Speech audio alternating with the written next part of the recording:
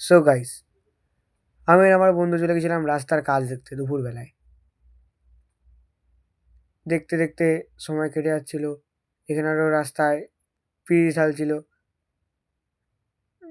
Pitch ঢালার মেশিনটা ঠিক এরকম দেখতে ছিল।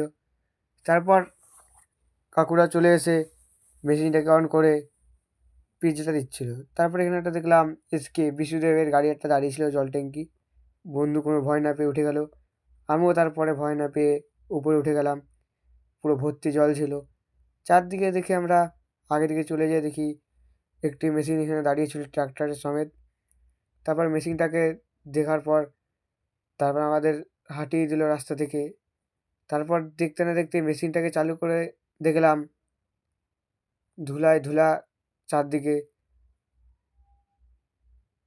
চারদিকে আমরা ধুলা খেতে খেতে চারদিকটা আমরা ভিডিও করে নিচ্ছিলাম। ভিডিও করার পর আমরা অনেক ধুলা খেয়ে মেশিনটার পাশ থেকে চলে আসলাম। রাস্তার কাজ হচ্ছিল। পার্ট 2 দেখার আগে চ্যানেলটিকে সাবস্ক্রাইব করে